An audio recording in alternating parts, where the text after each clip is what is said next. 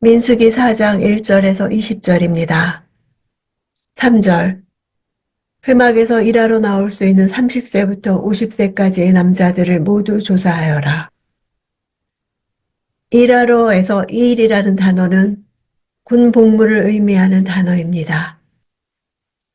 레위인이 회막의 일을 감당하는 것은 군 복무를 하는 것과 같은 것으로 레위인의 섬김은 여호와의 군대로서 하나님의 임재를 지키기 위해 싸우는 전쟁과 같은 것이었습니다. 4장의 인구조사는 성막을 운반하는 노동력을 파악하는 것이 그 목적이기 때문에 30세부터 50세까지의 레위인의 수를 계수합니다. 당시 전쟁에 나갈 만한 일반 백성들의 최소의 나이는 20세였습니다. 그러나 성막에 관한 봉사의 일을 할 수 있는 최소의 나이는 30세로 규정하고 있습니다. 이는 성막 봉사가 전장에 나가 싸우는 것과 달리 단순히 젊은 힘과 패기로만 이루어질 수 있는 일이 아님을 보여줍니다. 50세의 한계를 정한 것은 성막을 운반하는 일이 너무도 힘든 일이었기 때문에 건강해야 했습니다. 또한 성막 봉사는 육체적 성숙함과 아울러 정신적 성숙도 필요로 한다는 사실을 보여주는 것입니다. 4절. 고앗 자손이 회막에서 할 일은 지성소를 관리하는 것이다. 고앗 자손은 지성소를 관리하고 게르손 자손은 지성소 밖 성소에 관련된 물품들을 담당하며 무라리 자손은 주로 성막의 가장 바깥에 위치한 성막들과 관련된 물품들을 담당하는 동심원적 순서를 보이고 있습니다. 이런 동심원적인 임무 분담은 하나님의 거룩에 더 다가설수록 더 큰 위험에 직면해 있다는 것을 뜻합니다.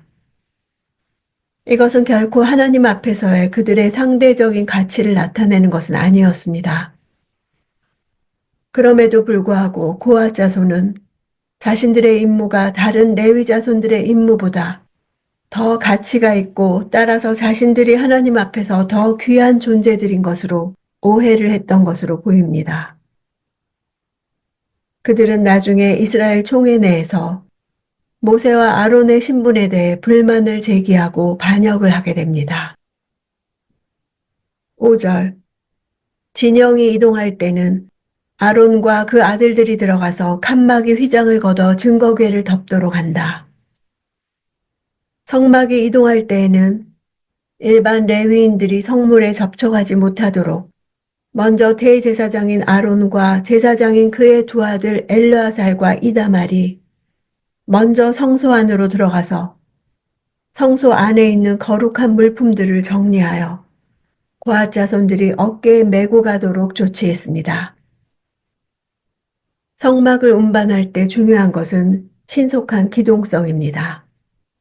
빠른 시간 안에 분해해서 물건을 싼 뒤 이동해야 했습니다. 성막은 그러한 기동성이 가능한 구조물로 설계되었습니다. 건물과 거기에 비치된 모든 비품들도 순식간에 분해와 조립을 하는 것이 가능한 것들이었습니다. 일사불란한 분해와 조립을 위해 제사장들과 레위인들은 전문적인 훈련을 받았을 것입니다. 6절. 그리고 그 위에 해달의 가죽으로 된 덮개로 덮고 그 위에 순청색 천을 펴고 운반용 채를 끼운다. 해달의 가죽은 두텁고 질겨서 광야의 뜨거운 열이나 비, 습기, 이슬 등으로부터 증거궤를 보호하기에 아주 적합했습니다. 순청색은 밝은 하늘색 빛깔로서 하늘의 영광과 권위를 상징하는 것입니다. 순청색 보자기는 증거궤가 하늘의 영광과 권위, 즉 하나님에 의해 거룩하게 구별된 것이라는 사실을 상징적으로 보여줍니다. 8절. 그리고 그 위에 홍색 천을 펴고 해달 가죽 덮개로 덮은 뒤에 운반용 채를 끼운다. 진설병이 예수 그리스도의 몸을 상징한다면 그 진설병을 덮은 홍색 천은 인간의 죄를 위해 대신 보혈의 피를 흘려 죽으심으로 영생을 주신 예수 그리스도의 희생을 예표한 것이라 볼 수 있습니다. 13절 청동제단은 죄를 버리고 그 위에 자주색 천을 편다. 청동 번제단에는 날마다 번제를 드렸으므로 언제 이동을 하든지 제단에는 항상 재가 있을 수밖에 없었습니다. 따라서 성막이 이동할 때면 항상 번제단의 재를 진 바깥에 재 버리는 곳에 버려야 했습니다. 자색은 위엄과 권위를 나타냅니다. 자주색 천으로 덮는 것은 예수 그리스도께서 인류의 죄를 대속하시기 위해 십자가에 죽으심으로 인류의 참된 왕으로서 권위를 지니게 된 사실을 예표하는 것입니다.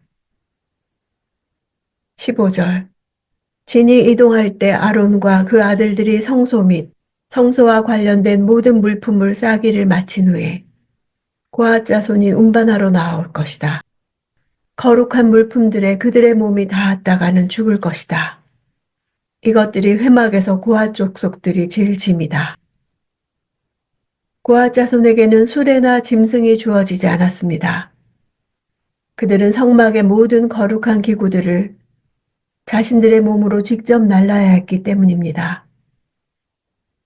이는 고앗 자손들이 운반하는 성막 기구들의 크기가 상대적으로 작기 때문이기도 했지만 근본적으로는 성물들의 거룩성 때문이었습니다.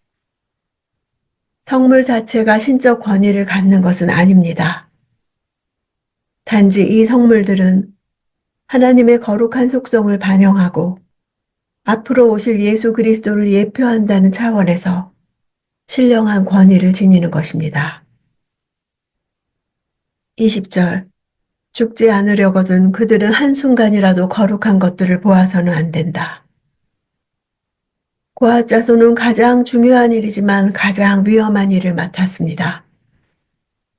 그들이 더 거룩해서가 아니라 그들이 다루는 성물이 거룩하기 때문입니다. 그들은 생명을 잃을 수도 있는 위험한 일을 맡고 있었기에 명령을 잘 지켜 생명을 잃지 않기를 경고하시는 것입니다. 하나님 나라에서 무엇인가 더 구별된 것을 맡게 되었다는 것은 더 거룩해야 한다는 것을 의미합니다. 우리가 이 세상에서 하나님께 속한 백성이라고 한다면 우리는 더욱 거룩을 지켜야 합니다. 하나님께 다가갈수록 더욱 엄격한 기준이 적용되는 것입니다. 거룩은 죄가 만연하고 악이 판을 치는 마지막 때에 하나님의 백성들을 강하게 하는 힘이 될 것입니다. 오히려 세상이 교회를 향해 거룩하라고 메시지를 보내고 있습니다. 무엇인가 다르고 구별되었다는 특권의식만 가질 것이 아니라 철저히 세상 가운데서 거룩을 지키는 자가 되어야 할 것입니다. 고앗 자손이 성막의 가장 중심이 되는 성소와 지성소에 놓인 거룩한 기름이 발려진 거룩한 기구들을 몸으로 직접 운반한 것은 엄청난 특권이지만 동시에 무거운 무게였습니다. 영광, 카바드란 히브리어는 무겁다는 뜻입니다. 영광은 찬란한 아름다움이지만 동시에 무겁고 막중한 것입니다. 그들은 가장 가까이에서 하나님의 영광을 보고 섬기는 특권을 받았지만 동시에 성막을 세우는 데 필요한 모든 것을 운반할 때 그 모든 무게를 짊어져야 했습니다. 하나님의 영광을 사모하면서 우리는 그 무게를 짊어지고 견뎌야 하는 것에 대해서도 생각해야 합니다. 하나님의 임재와 영광을 위해 짊어질 무게를 견디고 지켜내고 살아내는 일은 힘들지만 영광스러운 일이요 살 길입니다.